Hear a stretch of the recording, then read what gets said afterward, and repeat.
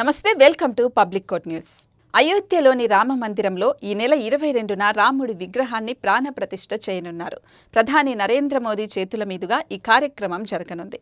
తాజాగా హైదరాబాద్లోని ఒక వ్యక్తి వినూత్నంగా ఆలోచించాడు. కారుపై అయోధ్య రామ మందిర నిర్మాణాన్ని రూపొందించాడు. హైదరాబాద్కు చెందిన సుధా కార్ మ్యూజియం ఈ నిర్మాణాన్ని చేపట్టింది. జనవరి 19 నుంచి ఫిబ్రవరి 15 వరకు భక్తుల కోసం ప్రదర్శనకుంచనున్నట్లు సుధా కార్ మ్యూజియం యాజమాని సుధాకర్ యాదవ్ తెలిపారు.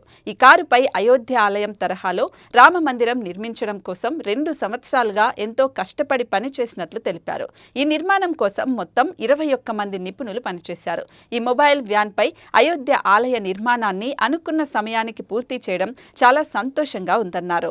జనవరి 19 నుంచి ఫిబ్రవరి 15 వరకు ఎగ్జిబిషన్ గ్రౌండ్లో ప్రదర్శనకుంచుతామని సుధాకర్ యాదవ్ వెల్లడించారు.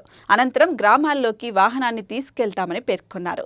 అయోధ్య రామ మందిరాన్ని ప్రజల గుమ్మాల వద్దకు తీసుకెళ్తున్నామంటూ ఆనందం వ్యక్తం చేశారు. ఈ కారు 60 కిలోమీటర్ల వేగంతో ప్రయాణం చేస్తుందని చెప్పారు.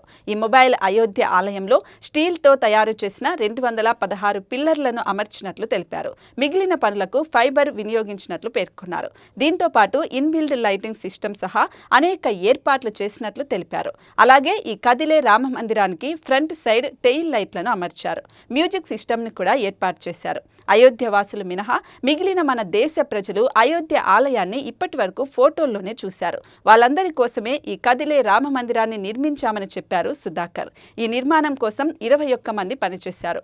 అందులో ఎక్కువ మంది ముస్లింలు ఉన్నారని సుధాకర్ యాదవ్ తెలిపారు. ఈ కదిలే రామ మందిరాన్ని చూడాలంటే ఈరోజు నాంపల్లి ఎగ్జిబిషన్ గ్రౌండ్కు వెళ్ళి ఆ కదిలే రామ మందిరాన్ని తనివి తీరా చూడండి.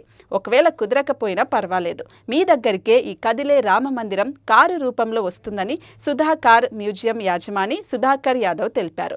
నిజంగానే అయోధ్య రామ మందిరం ప్రారంభోత్సవానికి ముస్తాబవుతుందని తెలిసినప్పటి నుంచి ఇలా ఏదో ఒక రూపంలో ఆ శ్రీరామచంద్రుడు మనకు దర్శనం ఇస్తూనే ఉన్నాడు. మరి ఇంత మంచి వీడియో మీ అందరికీ చూపించినందుకు ఒక్క లైక్, ఒక్క షేర్, అలాగే మన ఛానల్ని కూడా తప్పకుండా సబ్స్క్రైబ్ చేసుకోండి.